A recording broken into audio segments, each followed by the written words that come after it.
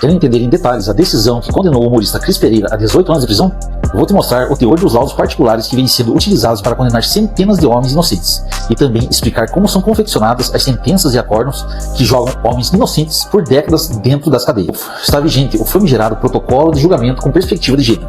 Isso mesmo, o gênero agora determina se o outro gênero é inocente ou culpado. Basicamente dizem que quando um homem é acusado, ele é de imediato considerado culpado, até que prove o contrário. Porém, o caso do Cris Pereira estava tão evidente que ele era inocente, que ele foi inocentado em primeiro grau. E acredite, isso é errado. A decisão se baseou em estudos psicológicos oficiais, elaborados por psicólogos servidores do Tribunal de Justiça do Rio Grande do Sul. Essa é a praxe. E agora faça comigo o seguinte raciocínio. A mãe que fez as acusações de abuso, teoricamente se apegou a alguma fala da criança ou uma mancha no corpo, e foi até a delegacia para sanar uma dúvida, já que não tinha certeza do abuso. Caso contrário, o pai teria sido preso em flagrante. A partir daí, são feitos estudos, laudos e perícias para apurar se há algum indício do abuso ou se a acusação tem fundamento. E, após esse estudo, a delegacia ou o judiciário informa que não há nenhum indício de que o pai tenha feito mal para a criança. Ou seja, os laudos não apontaram nenhum sinal de abuso. Com essa notícia, era para a mãe ficar aliviada, talvez até ligar para o pai pedindo desculpas. Mas não foi isso que aconteceu. A genitora que fez a acusação ficou frustrada com o resultado. Então, a genitora foi atrás de uma psicóloga particular, o que é comum em caso de falsas acusações. Esse é o tipo de laudo particular que foi utilizado para condenar o Cris Pereira. Esses laudos particulares são encomendados após um revés no judiciário. Nesse caso em específico, já tinha sido elaborados os laudos pelos psicólogos do judiciário.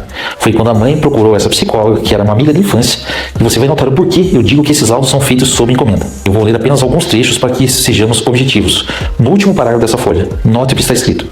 O presente documento foi elaborado a fim de atender ao pedido do advogado da mãe da criança, referente à suspeita de abuso e atentado ao pudor. Veja o quarto parágrafo, que tenta atacar de forma subjetiva as psicólogas que já elaboraram os laudos oficiais. Abre aspas. O pai da menor conseguiu por liminar visitas assistidas com a menor. A criança, embora pareça ter encontros agradáveis com o pai, relata em sessão que não gostaria de vê-lo mais vezes. O pai oferece doces e presentes. Veja agora uma outra tentativa infantil de atacar o laudo. Abre aspas. Conta que não consegue falar com a outra psicóloga, que não quer ver o pai, pois quer ser boazinha. Passando diretamente para o final da aula, nota-se a frase, abre aspas. Aconselha-se que o pai não leve doces para melhor observar a reação da criança nas visitas assistidas. Porém, se ele levar, que entregue no final da sessão. Um absurdo.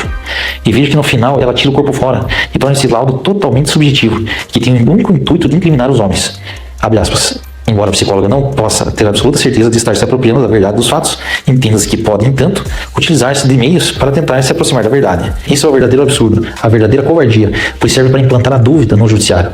Assim, com a dúvida, a delegada fica com medo de não indiciar e indicia. A promotora fica com medo de não denunciar e denuncia. O juiz fica com medo de não condenar e condena. Assim vai para o Tribunal de Justiça. E assim se destrói a vida de um homem. E quase sempre essa psicóloga é alguma pessoa próxima dela, que elabora os laudos sob encomenda, dizendo exatamente o que a genitora queria ouvir. O juiz de primeiro grau percebeu a farsa, desconsiderou o laudo e ainda oficiou o Conselho de Psicologia para investigar a profissional, visto que era notório se tratar de um documento tendencioso. Com base nisso, absolveu o Cris Pereira. Não havia nenhuma prova concreta para condenar o pai.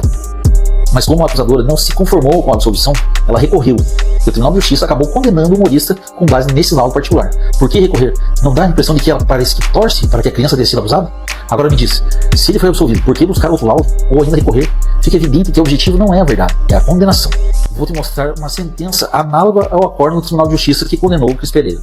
Um pai morou 6 anos com a mãe e a filha, e depois se divorciou e ficou exercendo visitação por 4 anos. E quando a menina tinha 12 anos, ele começou a se incomodar com o fato da filha se vestir de forma inapropriada para a idade, e dizia que não gostava de que a filha tivesse namoradinhos, com 12 anos. A resposta da mãe foi direta. Ela foi criada para ser feminista. Então, guarda o teu machismo naquele lugar. Após uma festa de aniversário, onde o pai cumpriu exatamente o horário combinado com a mãe, a filha se revoltou, e dias depois contou à avó e à mãe que o pai havia lhe abusado. No dia seguinte, foram à delegacia. A menina foi ouvida por uma delegada, sem qualquer preparo técnico para se houve abuso sexual ou não, e depois por uma psicóloga da delegacia. Apenas 2 encontros, com a delegada e com a psicóloga. Isso no mesmo dia. O inquérito foi encerrado e o pai foi denunciado. Um detalhe interessante nesse caso é que a mãe recebeu a guia para fazer a perícia no IML, porém não levou a menor. Durante todo o processo, a menina nunca mais foi ouvida. Embora o advogado estava atuando no primeiro grau, tempo solicitado foi negado. A própria mãe da menina afirmou em juízo que nunca notou nada de anormal, que o pai sempre foi presente, nunca atrasou pensão, nunca foi ausente. Ou melhor, ele nunca precisou nem fazer acordo para que ele cumprisse os seus deveres. Mesmo assim, o relato superficial daquele primeiro dia serviu para condenar o pai a 20 anos de prisão. E o Tribunal de Justiça confirmou a sentença. Exatamente. Um dia a menina resolveu falar, naquele mesmo dia ela falou e pronto, ele foi condenado a 20 anos.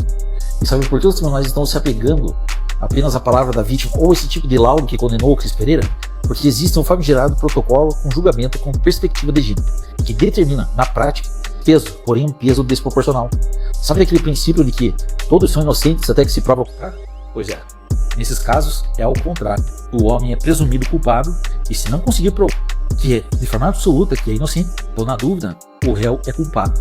É isso que o tal protocolo de gênero faz ao inverter o ônus da prova. Não importa o laudo oficial, não importa o histórico. Se houver um laudo encomendado, ele vai preso, da mesma forma que o Cris Pereira. Você acha isso justo? Você acha que isso é justiça? Então por isso você tem que se atentar, porque devido ao segredo de justiça, centenas de homens estão sendo condenados a 20 anos de prisão. Porém ninguém sabe disso, por causa do segredo de justiça.